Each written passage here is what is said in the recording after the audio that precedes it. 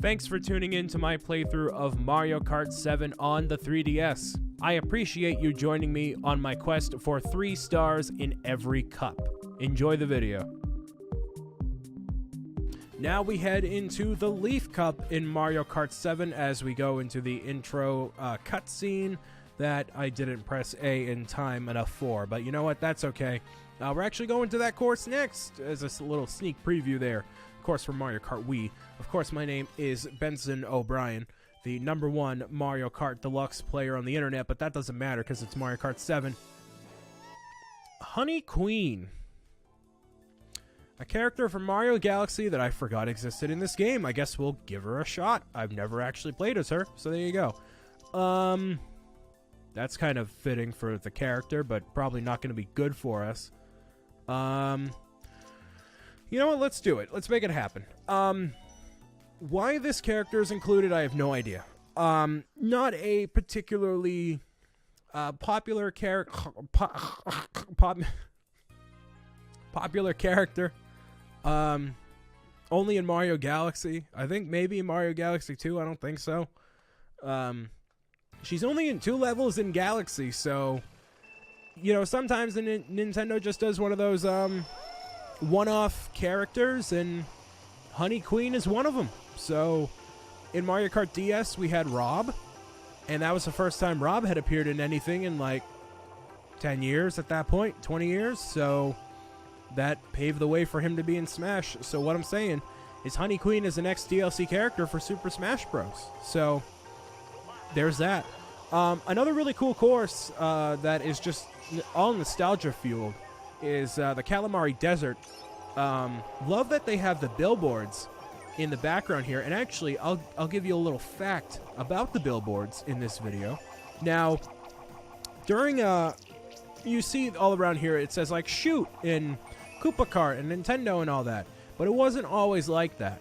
Now, like 1996, 1995, the 90s in general were a very different time than 2019. We have evolved as a human race, as civilization over the past 20 years, and things change. Different meanings for different things change. The world changes. Waiting on the world to change. Everything changes. And back then, there was all different billboards that were on the background there. One of them was, I think, a billboard for either Mario or Luigi, and it was based off of, well, all of them in the background were based off of real-life advertisements that were actual products or services or companies. And one of them was based on either Mario or Luigi, and it was based on a carton of, or a brand of cigarettes. Fun fact for you. Cigarettes? No. Bad, bad, bad, bad, bad, bad, bad, bad. Infinitely bad times 10,000. Never, ever, ever, no, no, no. But back in 1990s, it's like, well, we can play around with that, right? Nintendo combined a cigarette ad with Mario. Like, not a good idea. Why did they do that? So, in the N64 port, or the port of the N64 game to the Wii and the Wii U, they actually took that out and they replaced it with something else. I don't know what they replaced it with, but it was based on, I think, Marlboro cigarettes. It was like an M, so it makes sense that it's Mario, and like the font was similar and everything, and it was just really interesting. So yeah, obviously no, but it was just really funny. So a little fun fact about Calamari Desert right there. This one I never played. I think this is, what did it say, from the DS? I forget. Wasn't paying attention. I was too focused on telling you the story about a cigarette ad in Mario, but not really. That would be really messed up. But, you know, kind of playing around with it. But Nintendo would never ever do something like that, even remotely close. Like before, they used to use cartoons to advertise that stuff that's aimed for adults, and it's like, you can't do that because kids are going to see cartoons and be like, oh, that's okay. Can't do that. No. Oh, we finally got a 7. Cool. So, and right when I want to showcase it and show it off, we lose immediately. Awesome. Oh, is this? Oh, this is, no, not DK Summit. Okay. I thought this was DK Summit for a hot second from the Wii era, but it's not. No. That would have been a much better choice for this level here instead of whatever this is. And I'm obviously going to run into that. It's right in the middle of the road. Hopefully we get another 7. That would be cool. So I can actually take a hot second to show off what it actually does. Survey says... Oh, it's a golden shroom. Okay, cool. I hope that some of you know what Survey Says is from, by the way. I say a lot of references to stuff in my videos all the time. Survey Says, for those of you who are blissfully unaware, your parents will know exactly what it's from. It's from a little show called Family Feud. I think I might have mentioned the origin of it once or twice before. But wow, I made it to second place. Go figure.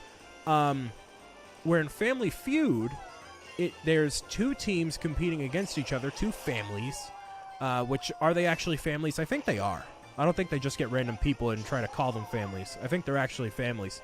And they're against each other, and they have to get the highest amount of points on the board. And the way that they ask questions is you need to name the top 10 or the top 7, the top 3 answers that are on the board for what people answered. And they survey 100 people. So sometimes... when you fill out these random questionnaires online, you get spammed or whatever, or that random person in the mall is like, hey, you want to take a survey? They're asking you questions that are like that. It might be used for Family Feud or might be used for something else entirely.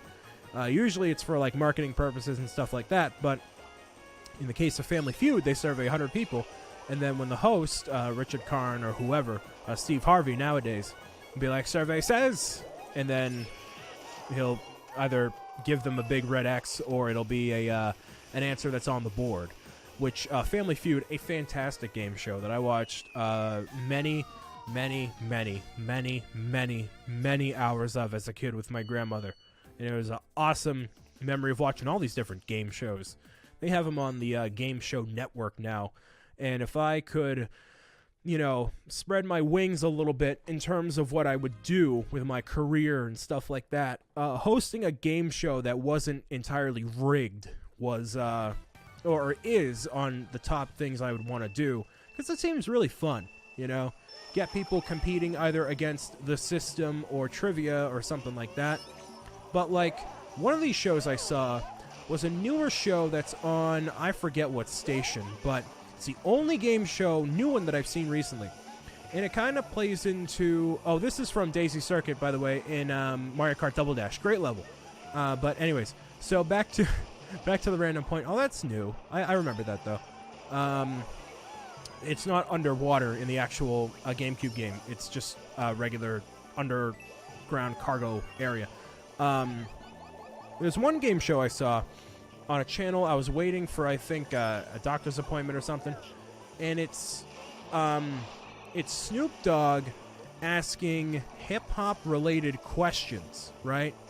But the way it works, the way money is acquired in the game, is basically the same way that tickets are given out in those really bad arcade mobile port games, where it's basically a computer rigging a slot machine system. Oh, so the tune does change when you're in first place. That's cool. And it rigs it to give you whatever amount of money you want to. So before, it used to be either based on, with other shows, it's based on your knowledge of, pop culture or books, or not that books isn't pop culture, but stuff like that. But in this game, it's whatever the computer decides your amount of money is going to be, then yep, that's what you're going to win. And it's well, that's not really entirely fair, I don't think. That kind of defeats the purpose of it being a game and a game show, right? Oh, come on, please, go. Just go. There we go, nice. Just spam everything. I wasn't going to take the risk on it being a, me not getting the victory there. So, yeah, it's basically based on a bunch of hoopla. And it's really? Come on now. You answer the question correctly, but in terms of how much you win, one of the last, best game shows. I mean, obviously you have Jeopardy and Wheel of Fortune and all that, but that is no longer on the air is Deal or No Deal. Oh, man, what a show. What a show, because you have 30 briefcases held by supermodels, which is obviously part of the appeal. And then you have Howie Mandel, which is also part of the appeal because he's a really good host. And they are holding cases, not Howie Mandel, the supermodels. They're holding the cases. And you have to pick one of them. And it's having an amount in it ranging anywhere from 1 cent to $1 million in different increments. And so this is from the Wii game Mario Kart Wii Maple Treeway. It's a great level. And you basically need to get the number that you want, the lowest number. It depends. You want the highest or lowest number possible.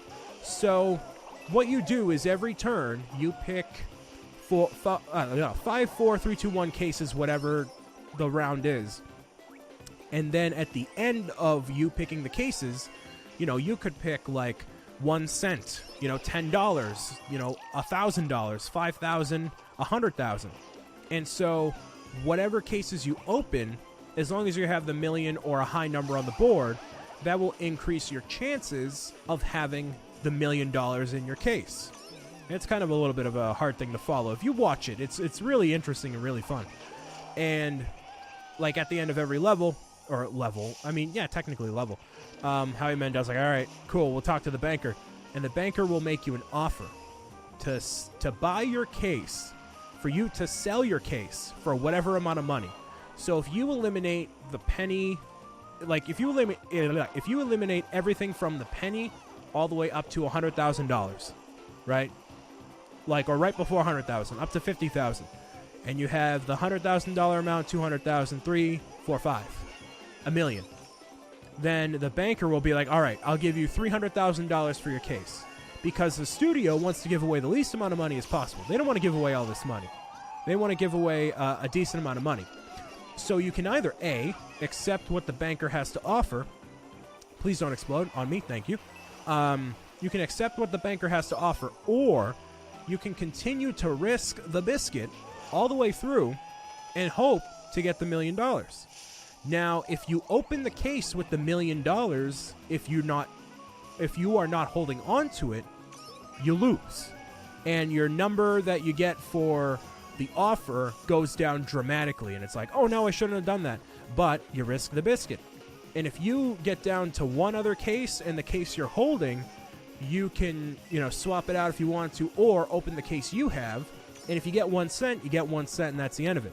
But if you have $1 million, well, you just won $1 million. And that's pretty cool. So it's really cool when you have, like your family in the audience that helps you out. You have all these people in the crowd. Howie Mandel adds attention.